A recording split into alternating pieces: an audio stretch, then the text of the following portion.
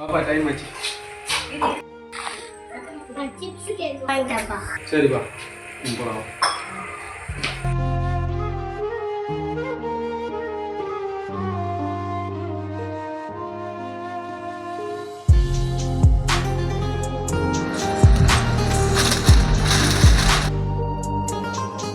என்னப்பா வேணும்?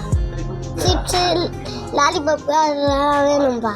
லேசா இருக்காதீங்க. அதெல்லாம் நீ சாப்பிடக்கூடாதுப்பா, அதெல்லாம் கெடுதல்ப்பா. அது பா ஒரு முறை தானே ஆசைப்படுறான், வாங்கி கொடுங்களா? அது வேணாம். அவங்களுக்கு வந்து காசுக்கு விற்றுட்டு போயிடுவாங்க. வயிற்று வலி வந்தால் நம்மளுக்கு தான் கஷ்டம் என்ன. அதனால் நீ என்ன பண்ண தெரியுமா, பருப்பி அது மாதிரி தான் சாப்பிட்ணும். அதெல்லாம் சிப்ஸ் எல்லாம் சாப்பிடக்கூடாது. அதெல்லாம் சாப்பிட்டா வயிறு வலிக்கும் என்ன, அதெல்லாம் சாப்பிடக்கூடாது. இப்போ குழந்தை ஆசைப்படுறான், வாங்கி கொடாம்பா. ஒரு நாள் தானே சாப்பிட போகிறான். நீங்கள் இருக்குதுன்னு விற்றுருவீங்க. என் பையனுக்கு எதனா வயிற்று வலி வந்துச்சுன்னா நான் தான் பார்க்கணும். ஒரு நாள் சாப்பிட்றதுலாம் ஒன்றாகாதுலாம் வயிற்று வலி. அதெல்லாம் ஒன்றும் இல்லைங்க. அது கொஞ்சம் கொஞ்சமாக சேர்ந்து எதனா விஷமாக கூட ஆகிடும். அதனால் அதெல்லாம் வேணாம். உடம்புக்கு கெடுதுன்னா நாங்கள் ஏன்பா வாங்கிட்டு வந்து வைக்க போகிறோம் இந்த பொருளெல்லாம்? இது சாப்பிட்றதுனால ஒன்றும் ஆகாது. நீ அதெல்லாம் சாப்பிடக்கூடாதுப்பா. அந்த பருப்பி மட்டும் சாப்பிடுப்பா. பருப்பி தான் சாப்பிட்ணும். நீங்கள் அதெல்லாம் வேணாம்ப்பா, அதான் வேணும். லேசு தான் வேணும்.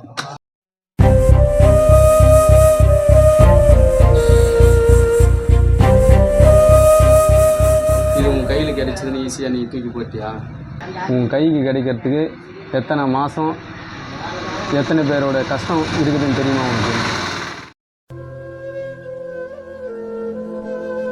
ஒரு விவசாயி, எனக்கு தெரியும் என் குழந்தை எது சாப்பிட்டா நல்லதுன்ட்டு.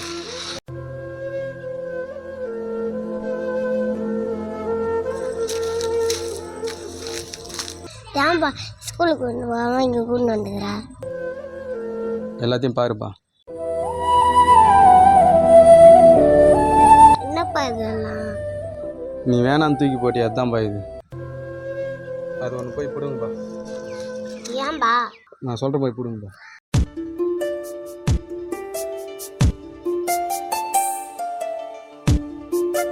புடுங்கலப்பா. முடியலையப்பா.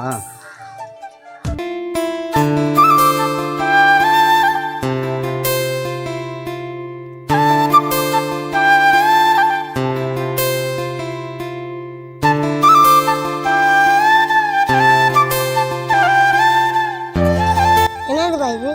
இதுதான்ப்பா வேர்க்கடலை. நீ வேணான்னு தூக்கி போட்ட பார்த்தியா?